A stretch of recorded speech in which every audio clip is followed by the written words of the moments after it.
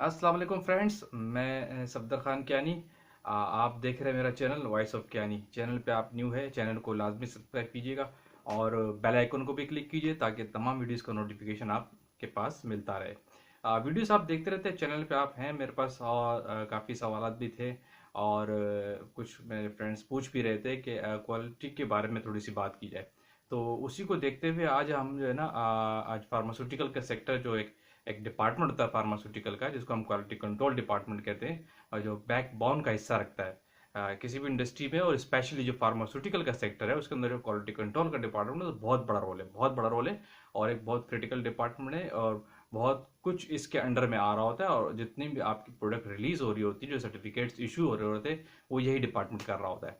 इससे interlink quality assurance department ही है। Quality assurance का एक अलग रोल है, आज उस पर हम फोकस नहीं करेंगे। आज हमारा फोकस रहेगा क्वालिटी कंट्रोल डिपार्टमेंट जो सेक्शन पाए जाते हैं। यानी समटाइम्स कहा जाता है कि क्वालिटी कंट्रोल डिपार्टमेंट जो सब डिपार्टमेंट्स होते हैं, लोग डिपार्टमेंट में डिवाइड करते हैं क्वालिटी कंट्रोल डिपार्टमेंट को।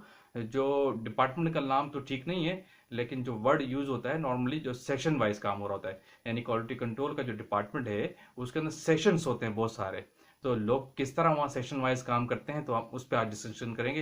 वीडियो बहुत इन्फॉर्मेटिव है उन लोगों के लिए जो इंडस्ट्रीज में न्यू आना चाहते हैं, जिनको अभी इंडस्ट्री की अवेयरनेस नहीं है, डिपार्टमेंट्स के बारे में नहीं पता, तो उनके लिए बड़ी इन्फॉर्मेटिव है। और उनके लिए भी जो ऑलरेडी इंडस्ट्रीज में है लेकिन किसी छोटी कंपनीज में काम कर रहे हैं और बड़ी जगह का एक्सपोजर उनके पास नहीं है, क्योंकि ये सेक्शंस वगैरह ये चीज़ें सिस्टमेटिक जो हैं, क्योंकि अच्छी जगह में सिस्टम वे में काम हो रहा होता है और छोटी जगह में एक सिस्टम में बहुत गैप आपको नजर आता है। हम इन दोनों एस्पेक्ट्स को भी डिस्कस करेंगे कि आप अगर किसी ऐसी जगह में काम कर रहे हैं जहाँ सेक्शन नहीं है, जहाँ सब डिपार्टमेंट्स नहीं है, तो इम्पैक्ट क्या पड़ता है। और अगर किसी अच्छी जगह में section wise as per standard as per system के अंदर काम करते हैं तो इम्पैक्ट क्या पड़ता है।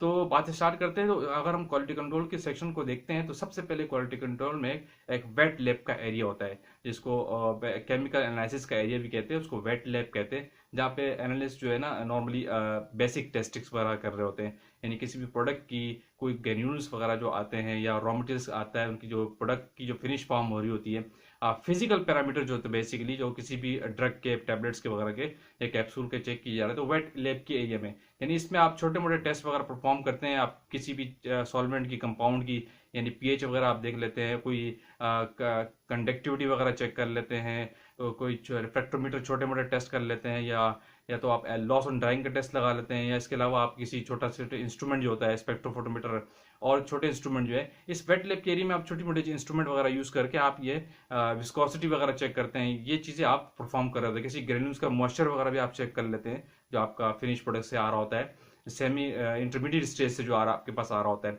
तो वेट लैब के एरिया में ना आप छोटे मोटे यानी फिजिकल पैरामीटर करते हैं। अगर हम मिसाल लें टैबलेट की या कैप्सूल की, जिसमें आप किसी चीज़ की फिजिकल अपीयरेंस पे आप देख लें, तो आप उसकी अपीयरेंस चेक कर रहे होते हैं, उसकी क्या कहते हैं डीटी वगैरह चेक कर रहे होते हैं, उसकी हार्डनेस वगैरह टेस्ट कर रहे होते हैं, वेट वेरिएशन का टेस्ट परफॉर्म कर रहे होते हैं। और ये सारे छोटे मोटे टेस्ट जो होते हैं वेट लैब के एरिया में आते हैं। नॉर्मल इंडस्ट्रीज में जो इस सेक्शन के अंदर जो है फ्रेश लोगों को और जो जो न्यू कमर्स होते हैं वो इसी सेक्शन में होते हैं स्टार्ट पे, क्योंकि इसके अलावा जो दूसरे डिपार्टमेंट है दूसरे सेक्शन से वहाँ सीनियर्स लोग और एक्सपीरियंस लोग काम कर रहे होते हैं। With respect to time officers या एनालिस्ट उन दूसरे एरियाज में चले जाते हैं आस्ता आस्ता। तो एक सेक्शन होता है ये। इसके अलावा एक सेक्शन आपके पास फिनिश प्रोडक्ट का एरिया का सेक्शन होता है, यानी जिसमें आपके पास सिर्फ फिनिश प्रोडक्ट टेस्टिंग कर रहे होते हैं। कुछ लोग, 3 4 लोग, 5 लोग, ये डिपेंड करता है कि आपकी कंपनी में मैन पावर क्या है और आपका एग्जिस्टिंग सिस्टम क्या है। मैं एक अच्छी कंपनी के लिहाज से बात कर रहा हूँ, वो एक सिस्टम्स होता है बाकायदा। वो एक सिस्टम के तहत लोग अपने अपने सेशन में काम करते हैं, as per standard, as per best practice performance दे रहे होते हैं। तो अगर फिनिश प्रोडक्ट की बात करें तो फिनिश प्रोडक्ट का एरिया वो होता है जहाँ पे आपके पास फिनिश फॉर्म में प्रोडक्ट आती है। यानी आप लेट सपोज आपके पास जो बन के फाइनल प्रोडक्ट आती है उसकी टेस्टिंग का जो एरिया होता है फिनिश प्रोडक्ट का टेस्टिंग का एरिया कहलाता है। तो सारी जो फाइनल प्रोडक्ट की टेस्टिंग उस एरिया में हो रही होती है। फिर एक अब बहुत सी जगहों में ये इसमें वेरिएशन भी पाया जाता है इंडस्ट्री टू इंडस्ट्री। ये डिपेंड करता है आपके काम के लोड पे, आपकी कंपनी का कितना प्रेशर है, उस लिहाज से लोगों ने काम को सेक्शंस किया होता है, सब डिपार्टमेंट में डिवाइड किया होता है लोगों को, ताकि काम को सिस्टमेटिक वे में किया है, क्योंकि ड्यूटीज असाइन हो जाती है लोगों को, तो सिस्टम आपका रन करने में आपको आसानी होती है। फिर आपको बहुत सी जगहों में ऐसा भी मिलता है कि आपका एक डिजोल्यूशन डिपार्टमेंट का एक अलग कंपार्टमेंट होता है, यानी जहाँ पे किसी भी प्रोडक्ट का डिजोल्यूशन परफॉर्म किया रहा होता है, चाहे वो कैप्सूल हो, टैबलेट हो या कोई भी हो, उसका जो डिजोल्यूशन होता है, यानी डिजोल्यूशन 1 से 4 से 5 6 डिजोल्यूशन भी लगाए जा रहे होते हैं, क्योंकि उनकी प्रोडक्शन रनिंग बहुत ज़्यादा होती है। तो इस एरिया को यानी एक डिजोल्यूशन का एरिया होता है जहाँ पे लोग एनालिस्ट सिर्फ हालांकि फिनिश प्रोडक्ट का एरिया है, लेकिन उस कोर स्टेट पे भी लगाते हैं। कुछ रॉ मटेरियल ऐसे होते हैं इनका डिसोल्यूशन लगता है, जैसे ओमिप्राजोल हो गए, जो पैलेट्स होते हैं उनका भी डिसोल्यूशन लगाया जाता है रॉ मटेरियल की स्टेट पे फॉर्म पे भी। तो कुछ लोग लड़के एनालिस्ट जो है डिसोल्यूशन के एरिया में काम कर रहे होते हैं, डिसोल्यूशन का सेक्शन कहलाता है, उसमें पर्टिकुलर 3 से 4 लोग काम कर रहे हैं, तो उनको वहीं पर रखा जाता है एक टाइम के लिए। तो एक ये दूसरा सेक्शन ये होगा। अब तीसरे सेक्शन की बात कर हमने, सॉरी, एक हमने बात की वेट लैब के एरिया, बेसिक एनालिसिस वगैरह कर रहे होते हैं। फिर हमने दूसरा सेक्शन बात की फिनिश प्रोडक्ट का एरिया हो गया।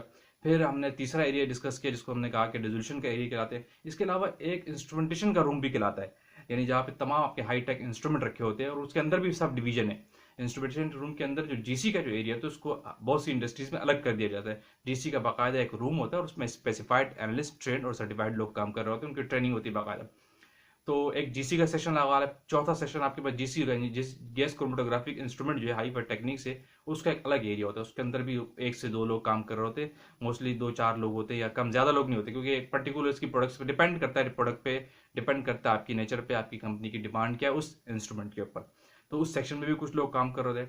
फिर दूसरा एरिया होता है एचपीएलसी का एरिया, जहाँ पे पर्टिकुलर्स आपके 8 से 10, 5, 4, 2 जितने भी डिपेंड करता है आपकी प्रोडक्ट के ऊपर, सिर्फ एचपीएलसीज लगे होते हैं, उसका एक बाकायदा रूम होता है। ये सेक्शन आते हैं इंस्ट्रूमेंट रूम के अंदर। वेट लैब से हटके एक इंस्ट्रूमेंट का एरिया होता है, उसके अंदर सेक्शन आते हैं। तो कुछ लोग सिर्फ इंस्ट्रूमेंट के एरिया में काम कर रहे होते हैं, यानी वो एचपीएलसी ऑपरेट कर रहे होते हैं पर्टिकुलरली, यानी खास करके उस पे फिक्स लोग एनालिस्ट होते हैं जो सिर्फ उनका काम एचपीएलसी पे एनालिसिस कर रहा होता है। इनको सपोर्टिंग पे जो वेट लैब के लोग होते हैं, लड़के जो फ्रेश होते हैं, वो प्रिपरेशन में सपोर्ट करते हैं। समटाइम ऐसा भी सिस्टम होता है, जो लोग फिजिकल टेस्टिंग कर रहे होते हैं, उनकी आहिस्ता आहिस्ता जो ग्रूमिंग और ट्रेनिंग होती है एचपीएलसी वगैरह पे, तो इनिशियली वो सपोर्टिव रहते हैं। एचपीएलसी के जो लोग होते हैं उनको मोबाइल फेस प्रिपेयर करके दे दिया, या सैंपल स्टैंडर्ड की प्रिपरेशन में सपोर्ट की। इस तरह इनिशियली वो ट्रेनिंग कर करके आगे फिर वो एचपीएलसी के एरिया में आते हैं, जीसी एरिया में आते हैं। 5 सेक्शन में डिस्कस कर लिए हमने, कहा कि 5वां सेक्शन है ये एचपीएलसी का इंस्ट्रूमेंट रूम का। फिर एक एग्जिस्ट सिस्टम करता है सैम्पलिंग का एरिया, यानी बास कंपनी में जो सैम्पलिंग की रिस्पॉन्सिबिलिटीज होती है वो क्वालिटी एश्योरेंस को दे दी जाती है, कि क्वालिटी एश्योरेंस वाले सैंपल्स करते हैं, जिसको हम रॉ मटेरियल की सैम्पलिंग हो गई। तो वो उसके अंदर भी कुछ लोग एनालिस्ट या ऑफिसर्स स्पेसिफाइड हो जाते हैं, और उनकी ड्यूटीज डेली बेसिस पे सैंपल्स ही करना होते हैं, क्योंकि डिपेंड प्रेशर काम का बहुत होता है और नंबर ऑफ सैंपल्स बहुत ज्यादा होते हैं। तो वो सिर्फ सैंपल्स ही करते हैं अपने एक पर्टिकुलर टाइम के लिए, उनको उस सेक्शन में रखा जाता है। ओरिएंटेशन होती है लेबोरेटरी में, वो एक टाइम के बाद 4 महीने बाद, 2 महीने बाद की ओरिएंटेशन होती रहती है। आप कभी इंस्ट्रूमेंट सेक्शन में आ जाते हैं, कभी जीसी रूम में भी जाते हैं एज पर ट्रेनिंग, अगर आपकी ट्रेनिंग हो जाती है। कभी आप सेक्शन में आते हैं फिनिश में, कभी वेयर हाउस में, इस तरह। तो ये ओरिएंटेशन आपस में चलती है। इसकी बैक पैसेज यही होती है कि ताकि ऑफिसर्स जो है हर एरिया में अपनी ट्रेनिंग हासिल कर ले, उनको हर एरिया के बारे में अवेयरनेस हो जाए। तो हमने छठा एरिया डिस्कस किया कि हमने कहा कि सैम्पलिंग का एरिया होता है, जस्ट वो रॉ मटेरियल की सैम्पलिंग करते हैं। फिर हम 7वें एरिया की बात करें तो एक सिर्फ रॉ मटेरियल का सेक्शन होता है क्वालिटी कंट्रोल लैब के अंदर, यानी उसमें सिर्फ तमाम एनालिस्ट जो होते हैं, ऑफिसर्स होते हैं, सीनियर्स लोग होते हैं इस रॉ मटेरियल के सेक्शन में, यानी वो सिर्फ रॉ मटेरियल की टेस्टिंग करते हैं। जो आपका रॉ मटेरियल आता है कंसाइनमेंट जो वेयर हाउस में आती है मैन्युफैक्चरिंग के लिए, जितना भी रॉ मटेरियल आपके पास आता है, उसकी जो भी टेस्टिंग होती है वो एक पर्टिकुलर सेक्शन के अंदर होती है, उसको हम रॉ मटेरियल के सेक्शन में डिवाइड कर देते हैं। सेक्शन के लिए सब डिपार्टमेंट आप कर लिए, क्वालिटी के अंदर सेक्शन है, यानी क्वालिटी कंट्रोल डिपार्टमेंट के अंदर इस तरह से लोग अपने अपने एरिया के अंदर काम कर रहे हैं, अपने ब्लॉक के अंदर काम कर रहे होते हैं, ताकि सिस्टम को एक बेस्ट वे में ऑपरेट किया जा सके। यानी 7वां सेक्शन डिस्कस किया कि रॉ मटेरियल का सेक्शन, जिसमें जितना भी रॉ मटेरियल वेयर हाउस से रिसीव होता है, जो कंसाइनमेंट रिसीव होती है, वो उनकी टेस्टिंग, उनको रिलीज करना उनका काम होता है। फिर एक और सेक्शन 8वां सेक्शन बात करें तो एक स्टेबिलिटी का सेक्शन होता है क्वालिटी कंट्रोल डिपार्टमेंट के अंदर, जिनका जिनका काम जितने भी स्टेबिलिटी के सैंपल्स होते हैं उनकी टेस्टिंग, उनकी प्लानिंग बनाना, उनको ऑर्गेनाइज करना उनका काम होता है। स्टेबिलिटी का एक बहुत बड़ा सेशन है, हम अब हमारा ये वाला टॉपिक बाकी है।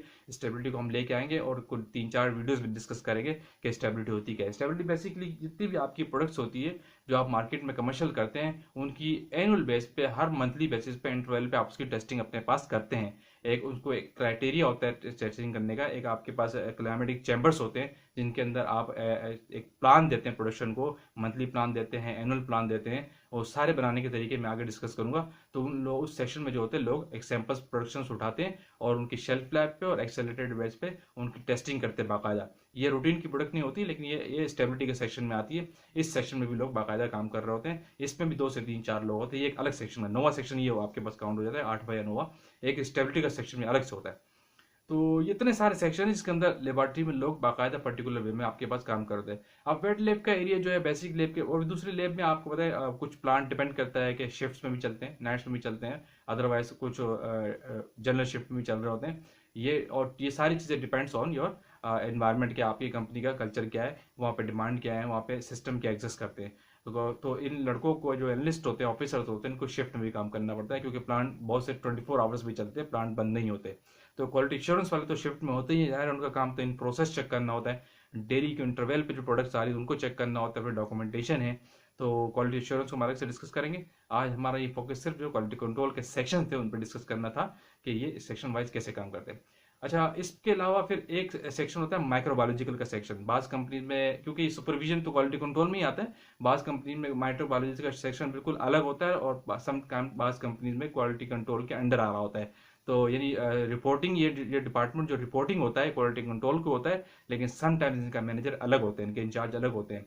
लेकिन 90% ये होता है कि ये रिपोर्टिंग क्वालिटी कंट्रोल डिपार्टमेंट को ही होते हैं। तो इनका अलग सेक्शन होता है, इसमें बाकायदा बिल्कुल अलग लोग काम कर रहे होते हैं। लेबोरेटरी में मोस्टली फार्मासिस्ट या केमिस्ट, यानी बी फॉर्म लोग और एमएससी केमिस्ट्री वो लोग काम कर रहे होते हैं। ज़्यादातर एमएससी केमिस्ट्री होते हैं, फार्मासिस्ट भी होते हैं, मिनिस्ट्री की रिक्वायरमेंट के फार्मासिस्ट भी होना चाहिए, लेकिन ज़्यादातर को रिलेशन ये एरिया है एमएससी केमिस्ट्री वालों का एरिया है। तो क्योंकि सारी इंस्ट्रूमेंटेशन है, सारी केमिस्ट्री की रिलेशन बहुत ज़्यादा है इसके अंदर है।